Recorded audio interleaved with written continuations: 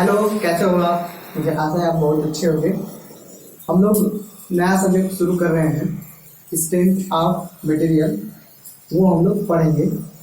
तो strength of material के कितने चैप्टर हैं उनको हम सबसे पहले देख लेते हैं और फिर एक एक करके सबको हम लोग पढ़ते जाएंगे। तो देखिए, स्ट्रेंथ ऑफ मटेरियल में सबसे पहला जो हमारा चैप्टर रहेगा वो रहेगा प्रॉपर्टीज ऑफ मटेरियल। दूसरा चैप्टर रहेगा इलोंगेशन, कॉन्ट्रैक्शन या रिलेशन बिटवीन इलास्टिक कांस्टेंट, ठीक है। और इसके बाद से थर्मल स्ट्रेस एंड स्ट्रेन, तो ये हमारा दूसरा चैप्टर रहेगा। फिर तीसरा चैप्टर रहेगा centroid end moment of inertia. चौथा रहेगा एसएफडी-बीएमडी। पांचवा रहेगा direct bending and combined stress. और छठा रहेगा स्लोप एंड रिफ्लेक्शन। सातवां रहेगा कॉलम एंड स्ट्रट। और आठवां चैप्टर रहेगा हमारा टॉर्सन ऑफ सर्कुलर शॉक, ठीक। नौवां चैप्टर रहेगा फिक्स्ड एंड कंटिन्यूअस बीम। 10वां चैप्टर रहेगा हमारा स्ट्रेन एनर्जी। और 11वां में हम लोग पढ़ेंगे प्रिंसिपल स्ट्रेस क्या होता है, प्रिंसिपल प्लेन क्या होता है और मोहर सेल की कैसे ड्रा करते हैं वो सब। और लास्ट वाले चैप्टर में हम लोग spring, thin and thick cylinder के बारे में हम लोग पढ़ेंगे, ठीक। तो इतने सारे जो है हमारे चैप्टर हैं, इनको हम कवर करेंगे एक एक करके। हो सकता है कि जितने भी सारे चैप्टर के हमने नाम लिखे हैं यहाँ पे वो ऊपर नीचे मैं आपको हो सकता है कि पढ़ाऊँ, ठीक है। वो ऊपर नीचे इस वजह से करेंगे क्योंकि जो इम्पोर्टेंट होगा या जिसमें से ज़्यादा क्वेश्चन आएंगे या जो आसान होगा, जो समझने में ज़्यादा आसानी होगी, उसको जो है ऊपर नीचे करके पढ़ा देंगे, ठीक है। लेकिन इतने सारे चैप्टर रहेंगे, हो सकता है कि कुछ चैप्टर जो है नहीं भी पढ़ाएं क्योंकि वो एसएससी जेई के एग्जाम में या स्टेट जेई के एग्जाम में उससे क्वेश्चन जो है ना आ रहे हैं, ठीक। तो या हो सकता है कि एक दो क्वेश्चन आए तो फिर ज़्यादा पढ़ाने का क्या मतलब है, ठीक है ना। तो हो सकता है इसमें से कोई चैप्टर छूट भी जाए, ठीक है।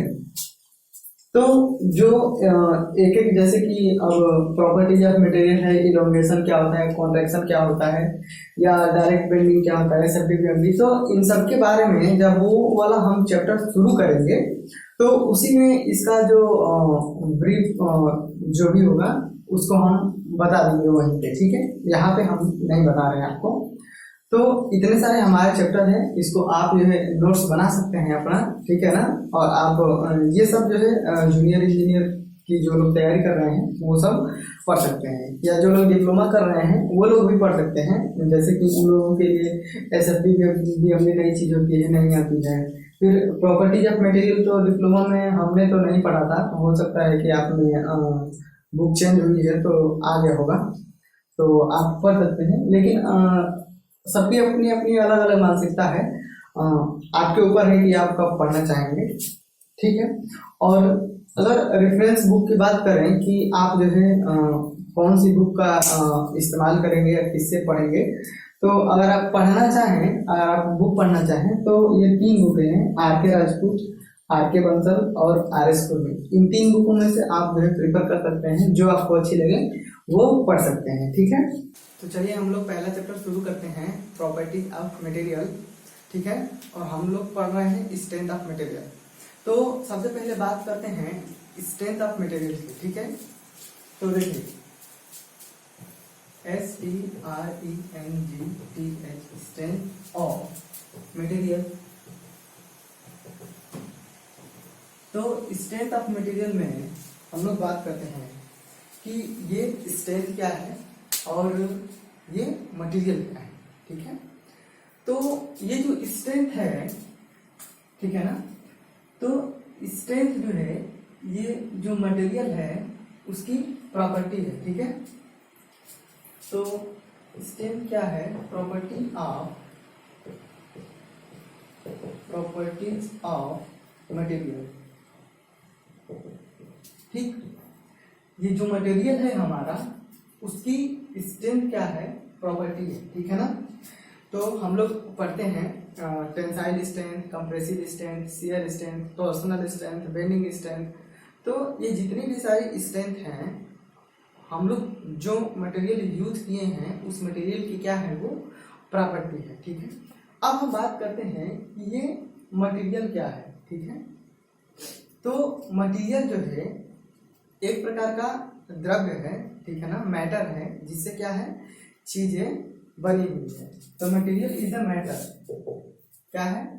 Material is the matter. Matter को जो है हिंदी में क्या कहते हैं? द्रव्य कहते हैं। ठीक है ना, समझ गए? अब देखो ये मैटर क्या है, मैटर क्या होता है। ठीक, तो हमने बात की कि मटेरियल क्या है, और हमने बात की कि बात कर रहे हैं कि मैटर क्या है। तो मैटर जो है एनीथिंग, कुछ भी हो सकता है। मैटर जो है कुछ भी हो सकता है, एनीथिंग, जिसमें क्या हो, कुछ भी हो सकता है जिसमें क्या हो, उसका मास हो एंड उसका वॉल्यूम हो। ठीक है, मैटर कैन एनीथिंग, जिसका अपना मास हो और वो कुछ ना कुछ जो है स्पेस को घेरता हो।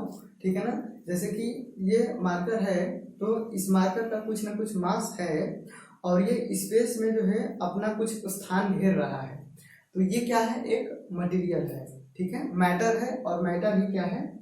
मटेरियल है। ठीक, तो इतना चीज तो जो है आप लोग समझ गए होंगे। ठीक है ना, अब देखो इस मटेरियल को हम लोग क्लासिफाई करते हैं सॉलिड में, सॉरी मटेरियल नहीं, मैटर को, SOLID, मैटर को सॉलिड में और फ्लूइड में जो है क्लासिफाई करते हैं।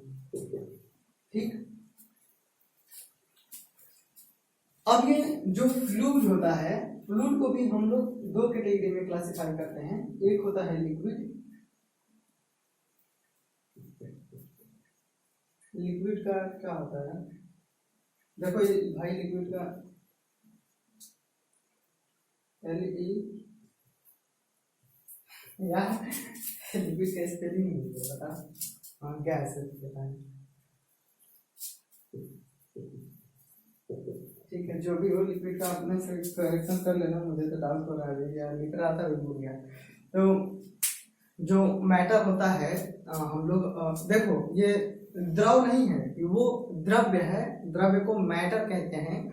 और मैटर को क्लासिफाई करते हैं दो भागों में, पहला सॉलिड और दूसरा क्या होता है? फ्लूइड। और जो फ्लूइड है उसको भी हम लोग दो भागों में क्लासिफाई करते हैं, एक होता है लिक्विड और दूसरा होता है गैस। ठीक है, तो इतना चीज तो आप लोग समझ रहे हैं। अब देखो ये जो आपने पढ़ा होगा, 10th में पढ़ा होगा या 12th में, 11th में, कहीं पे भी पढ़ा होगा कि जो सॉलिड होता है, जो ठोस होते हैं, वो अपना शेप और साइज जो है चेंज नहीं कर सकते। ठीक है ना, तो इनके जो मॉलिक्यूल होते हैं वो फ्री नहीं होते। ठीक है ना,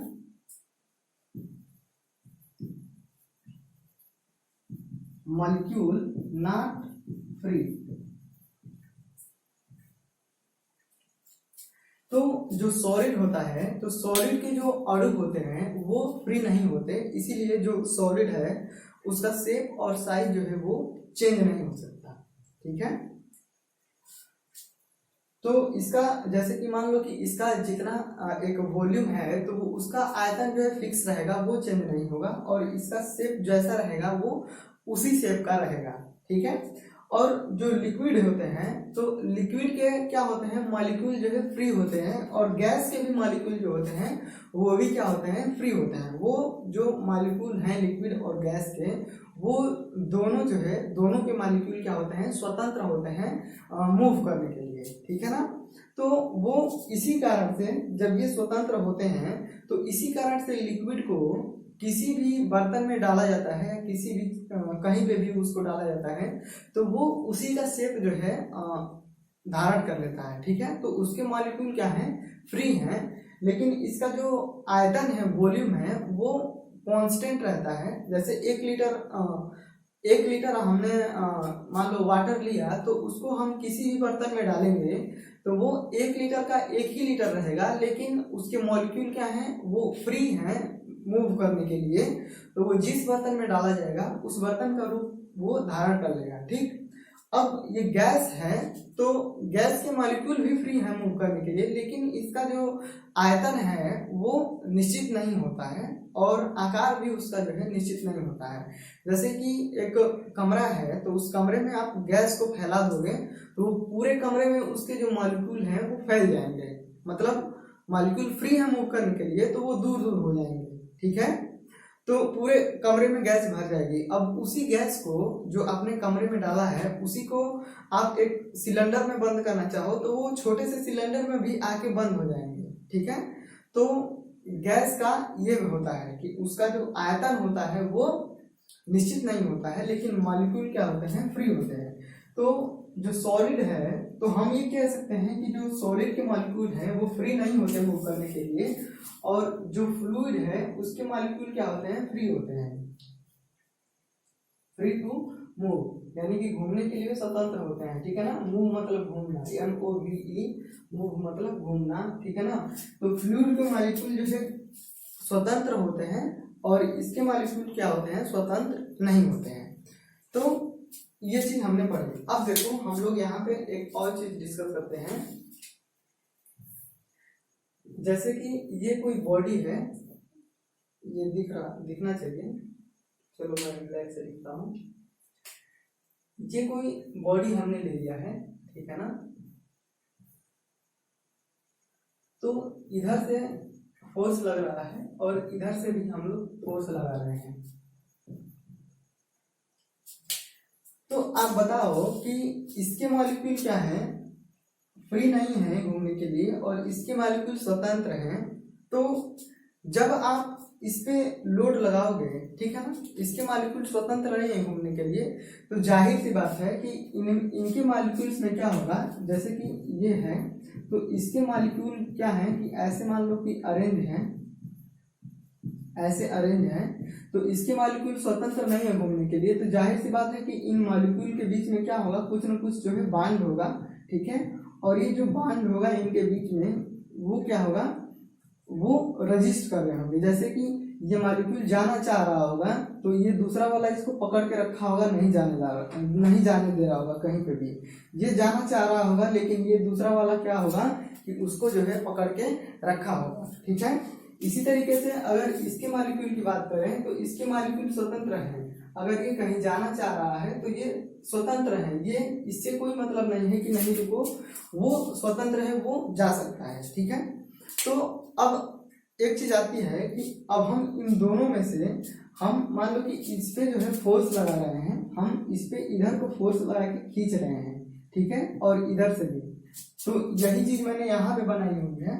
तो पहले इसकी बात कर लेते हैं। तो जब हम फ्लूइड में फोर्स लगाएंगे फोर्स लगाएंगे तो इसके मॉलिक्यूल तो फ्री है स्वतंत्र करने की, मूव करने के लिए।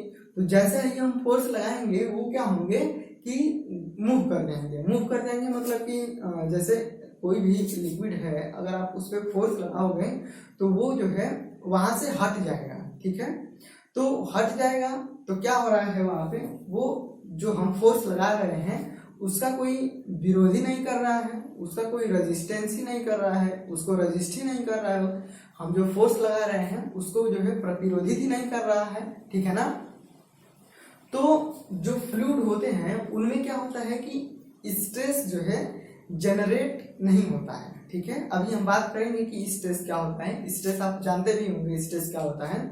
तो फ्लूइड में जो है स्ट्रेस क्या होता है, वो जनरेट नहीं होता है। ठीक है ना, शियर, अभी फ्लूइड मैकेनिक्स जो हम पढ़ेंगे तो फ्लूइड मैकेनिक्स में स्ट्रेस की बात होगी तो यहाँ पे क्या होता है, शियर डिफॉर्मेशन होता है। क्या होता है, शियर डिफॉर्मेशन होता है। जैसे ही हम फोर्स लगाते हैं वो जो है अपने आप मूव कर जाते हैं। ठीक है ना, तो अब इसको हम यहीं पे रहने देते हैं ये जो है अब फ्लूइड मैकेनिक्स में जब पढ़ा जाता है तो वहाँ पे पूरे डिटेल से जो है डिस्कस किया जाता है। वहाँ पे स्ट्रेस की बात होती है, वहाँ पे भी फोर्स की बात होती है।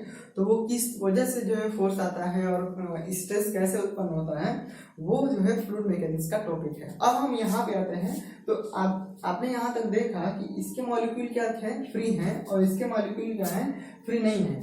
तो इन दो जो मॉलिक्यूल हैं इनके बीच में जो है क्या होगा, बॉन्ड होगा। यहाँ पे जो है दो सेक्शन ले लेते हैं तो इन मॉलिक्यूल के बीच में क्या होगा, बॉन्ड होगा, ठीक है ना। और ये क्या कर रहे होंगे, एक दूसरे को जो है पकड़ के रखे होंगे, ठीक। तो ये एक दूसरे को पकड़ के रखे हैं और मतलब एक दूसरे को कहीं जाने नहीं दे रहा।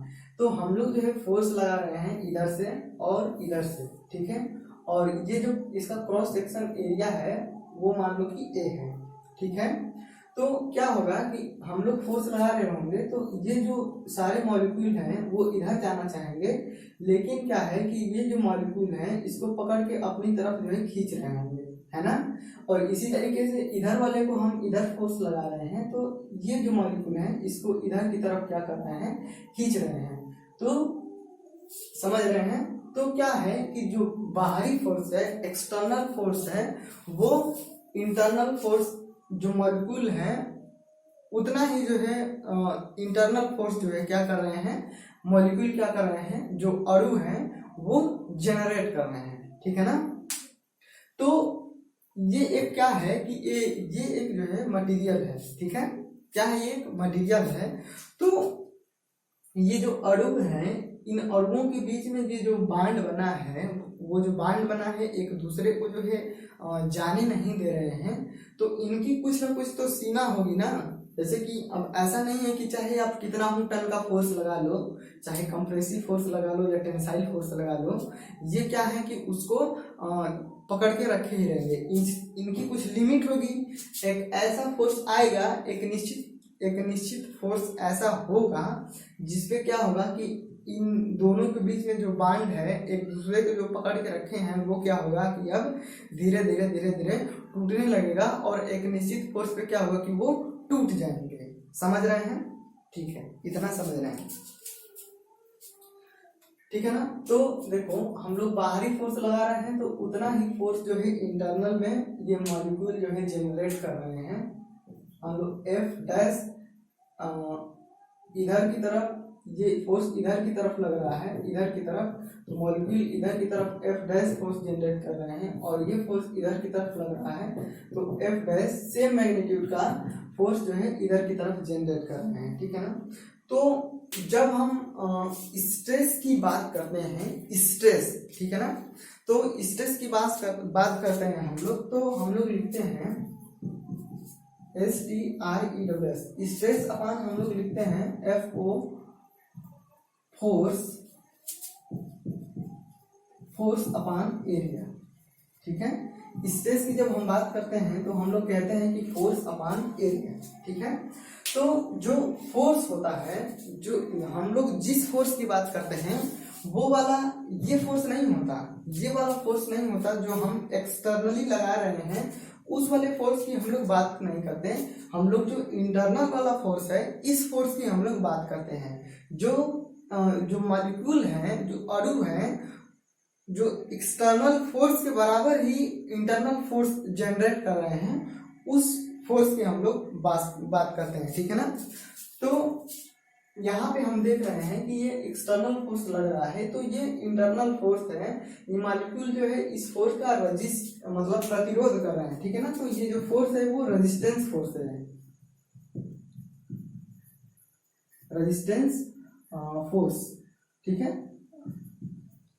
तो आप लोग समझ जाना, ये मॉलिक्यूल वाला फोर्स है, जो मॉलिक्यूल जो है क्या कर रहे हैं, जनरेट कर रहे हैं, ठीक है।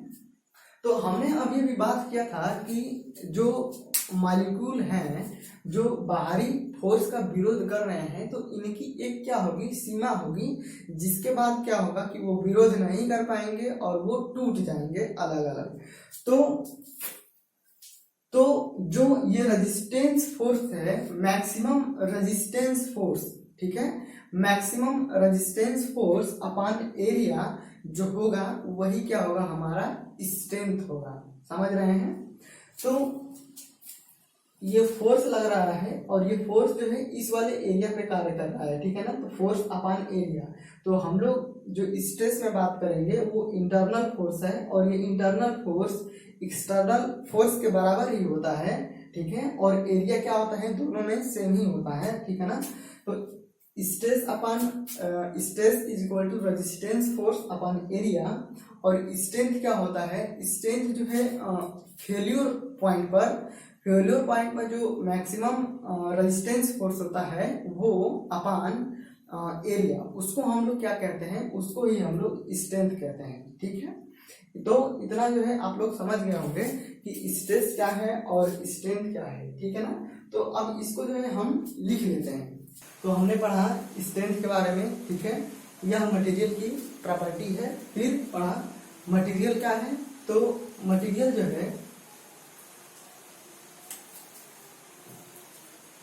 है एक प्रकार का द्रव्य है जिससे क्या है, वस्तुएं बनी होती हैं, ठीक है ना। और द्रव्य क्या होता है, यह कुछ भी हो सकता है। द्रव्य कैन एनीथिंग, जिसमें क्या होता है, अपना मास होता है और वह स्थान घेरता हो, उसे ही हम लोग द्रव्य कहते हैं, ठीक है। तो सॉलिड, लिक्विड, गैस, ये क्या है, द्रव्य है। स्ट्रेस क्या है, किसी पदार्थ के मॉलिक्यूल के द्वारा बाह्य बल के विरोध में उपजाए गए आंतरिक प्रतिरोधी बल को ही प्रतिबल कहते हैं। इसका मान बाह्य बल के क्या होता है, बराबर होता है, ये हमने देखा था। फिर स्ट्रेंथ क्या है, स्ट्रेंथ तो मटेरियल की प्रॉपर्टी है, लेकिन स्ट्रेस के मामले में हमने देखा कि वो फेलियर पॉइंट तक जो है जो मॉलिक्यूल हैं वो एक निश्चित सीमा तक ही क्या कर रहे हैं, बाहरी फोर्स का जो है विरोध कर पा रहे हैं, ठीक है ना। तो देखो स्ट्रेंथ की परिभाषा ऐसे लिखेंगे कि किसी पदार्थ के फेलियर पॉइंट पर उत्पन्न मैक्सिमम स्ट्रेस को ही क्या कहते हैं, स्ट्रेंथ कहते हैं, ठीक है। तो ये हमने लिख लिया। अब देखो इतना तो हो गया ना। अब देखो स्ट्रेस के जो स्ट्रेस वाला हेडिंग है, इसके नीचे ये लिख लेना कि स्ट्रेस क्या है, वेरिएबल टर्म है और ये जो है लोड पे डिपेंड करता है। तो जो स्ट्रेस होता है वो बाहरी लोड पे क्या करता है, डिपेंड करता है। जैसे जैसे हम बाहरी लोड को बढ़ाते जाएंगे तो मॉलिक्यूल क्या है, मॉलिक्यूल का जो इंटरनल फोर्स है वो भी धीरे धीरे क्या होगा कि बढ़ता जाएगा। अगर हम लोड कम लगाएंगे तो मॉलिक्यूल क्या होंगे, कम लोड से रेजिस्टेंस करेंगे। मतलब जितना बाहरी लोड होगा उतना ही आंतरिक लोड भी जनरेट होगा, ठीक है, मॉलिक्यूल के द्वारा। तो ये क्या है कि वो जो स्ट्रेस है वो फोर्स पे डिपेंड कर रहा है। जितना ज्यादा फोर्स होगा मॉलिक्यूल उतना ही उसके बराबर ही रेजिस्ट करेंगे। तो वो बाहरी फोर्स पे डिपेंड कर रहा है ना। जबकि स्ट्रेंथ क्या होता है, स्ट्रेंथ जो है नॉन वेरिएबल टर्म है। स्ट्रेंथ जो है वेरी नहीं करता और ये लोड पे निर्भर नहीं करता है, ठीक है ना। जैसे कि अब एक बार हमें पता हो जाए कि जो मॉलिक्यूल है वो इतना स्ट्रेस को जो है, इतने फोर्स को वो रजिस्ट करते हैं, तो हमें तो उस मटेरियल जो मॉलिक्यूलर बांड है उनके बांड में कितना वो फोर्स को सह पा रहे हैं वो एक बार हमें पता चल जाएगा। तो वही क्या है, हम जो फेलियर पॉइंट पे जो स्ट्रेस है वही क्या है, स्ट्रेंथ है। तो अब वो फोर्स पे क्या है, डिपेंडेंट नहीं है। हमें मटेरियल की क्या चाहिए, स्ट्रेंथ चाहिए। तो चाहे फोर्स घटाओ चाहे बढ़ाओ, उस मटेरियल का जो फेलियर होने के समय जो स्ट्रेस उत्पन्न होगा वो तो फिक्स रहेगा ना। समझ रहे हैं। तो वो क्या रहेगा, फिक्स रहेगा। तो इसीलिए जो क्या है कि जो स्ट्रेंथ होता है वो नॉन वेरिएबल टर्म है और ये फोर्स पे जो है डिपेंड नहीं करता है। तो आई होप यहां तक जो है आपको समझ में आया होगा। एक चीज और देख लेते हैं, load deformation curve. Load deformation curve, ठीक है। तो जब हम लोग लोड और डिफॉर्मेशन कर्व की बात करते हैं तो मान लो कि इस साइड में क्या आ रहा है, लोड, ठीक है, और इस साइड में क्या हो रहा है, डिफॉर्मेशन, ठीक है। तो डिफॉर्मेशन को मान लो कि हम लोग डेल्टा एक्स से लिख रहे हैं और इधर फोर्स है, ठीक है ना। तो क्या होगा कि जो बॉडी है, मान लो कि यहाँ पे ये बॉडी है, तो इस पे हम फोर्स लगा रहे हैं इधर को और इधर को, ठीक है। और ये बीच का हमने एक क्रॉस सेक्शन लिया है। तो जैसे जैसे हम फोर्स बढ़ाते जाएंगे, ठीक है ना, जैसे जैसे हम फोर्स बढ़ाते जाएंगे तो इधर को भी मॉलिक्यूल क्या होंगे, रजिस्ट करेंगे, और इधर वाले फोर्स के कारण इधर को मॉलिक्यूल क्या होंगे, रजिस्ट करेंगे, ठीक है। तो ये लोड हो गया। अब देखो ये क्या है, जो बॉडी है, तो लोड के कारण क्या होगा कि इसकी लंबाई में ये टेंसाइल फोर्स है, टेंसाइल फोर्स हम जब लगाएंगे तो इसकी लंबाई में क्या करेगी कि वो वृद्धि करेगी। अगर हम वही कंप्रेसिव फोर्स लगाते तो इसकी लंबाई में क्या करती कि वो कमी करती। तो चाहे वृद्धि कर रही हो या कमी कर रही हो, उसको हम कहेंगे इसकी जो एक फिक्स लंबाई है, इस लंबाई से अगर इसकी लंबाई में कमी हो रही है या वृद्धि हो रही है, यानी कि इसमें क्या हो रहा है, डिफॉर्मेशन हो रहा है, ठीक है ना। तो मान लो कि इसकी लंबाई बढ़ रही है तो वो क्या हो रहा है, इसमें डिफॉर्मेशन हो रहा है। तो यहाँ पे जो है लोड डिफॉर्मेशन कर्व में यहाँ पे जो लोड लिखा गया है वो ये वाला लोड नहीं है, समझ रहे हो, ये वाला लोड नहीं है, ये वाला लोड है एफ डैश, समझ रहे हो। तो ये क्या है, एफ डैश है, और ये क्या है, डेल्टा एक्स है। इसकी लंबाई में जितनी भी वृद्धि या कमी होगी वो डिपेंड करेगा फोर्स के नेचर पे कि वो टेंसाइल फोर्स है या कंप्रेसिव फोर्स है, ठीक है। तो ये जो लोड होता है वो रजिस्टिंग फोर्स होता है, रजिस्टिंग फोर्स, ठीक है ना। तो ये क्या होता है, रजिस्टिंग फोर्स होता है। तो एक चीज जो है आप लोग याद रखना कि जो भी इनपुट होता है, जो हम लोग पहले देते हैं उसे एक्स एक्सिस पे रखते हैं, और जो चीजें इनपुट के कारण निकल के आती है उसे हम वाई एक्सिस पे लिखते हैं। जैसे कि आप इक्वेशन पढ़े होंगे कई सारे 9th में 10th में, तो जो भी होता था हम लोग एक्स पे रखते थे 1 2 3 4 और वाई पे रखते थे। तो कुछ एक इक्वेशन होता था, मान लो कि वाई बराबर 3x है, तो x की वैल्यू 1 रखेंगे तो y की वैल्यू क्या आ जाएगा, x की वैल्यू 1 रखे तो y की वैल्यू 3 आ गई, x की वैल्यू 2 रखे तो y की वैल्यू हमारी 6 आ गई। तो x क्या है, इनपुट है, और y क्या है, आउटपुट है, ठीक है ना।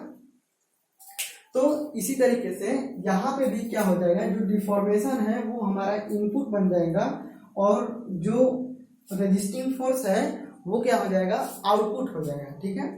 तो ये चीजें जो है मुझे पता नहीं थी, तो मैंने खुद से ही सोचा था, तो सही था, अभी भी क्या है वो सही निकल गया, ठीक है ना। अभी तो आपको पढ़ के बता रहे हैं, तो इसमें कोई डाउट वाली बात नहीं है। तो देखो कैसे क्या होता है, हम जो है यहाँ पे लोड कंसीडर करते हैं, वो रजिस्टिंग फोर्स को कंसीडर करते हैं। तो हम क्या करते हैं कि बाहर से एक्सटर्नल फोर्स लगाते हैं, ठीक है। तो ये एक्सटर्नल फोर्स लगाएंगे तो इसके कारण क्या होगा कि डिफॉर्मेशन होगा।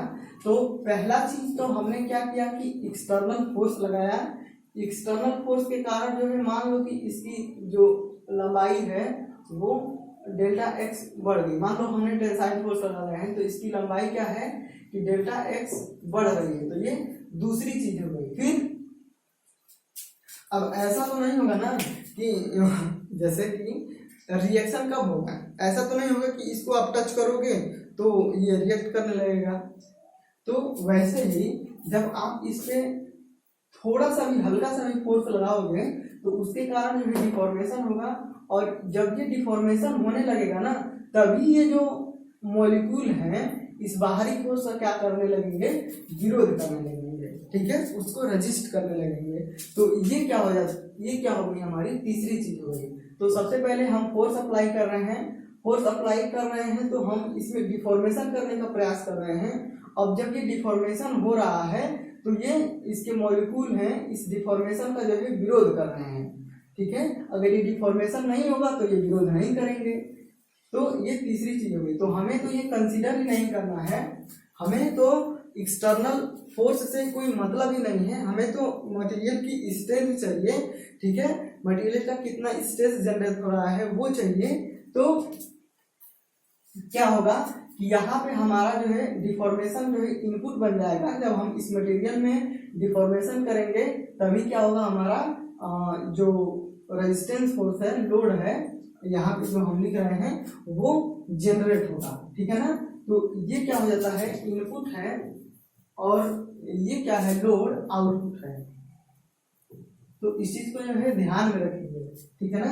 अब इतना जो है हमने पढ़ लिया, अब इसके आगे जो है हम पढ़ेंगे और, ठीक है। तो अभी तक तो मैंने ये नहीं बताया आपको कि जो स्ट्रेस होता है वो क्या होता है, मैंने बता दिया आपको शायद। तो स्ट्रेस होता है, बताया था मैंने आपको, एक बार और बताते हैं। जो स्ट्रेस होता है तो ये फोर्स हो गया, और ये जो एरिया है, तो फोर्स अपान एरिया को भी क्या कहते हैं, स्ट्रेस कहते हैं। तो वो जो हम स्ट्रेस कंसीडर करते हैं वो इंटरनल वाला फोर्स होता है, इंटरनल वाला फोर्स होता है, और वो बाहरी फोर्स के भी बराबर होता है। तो यहाँ तक जो है मुझे लगता है आपको समझ में आ गया होगा। अगर आपको कुछ भी नहीं समझ में आया हो तो आप जो है कमेंट बॉक्स में जरूर पूछना।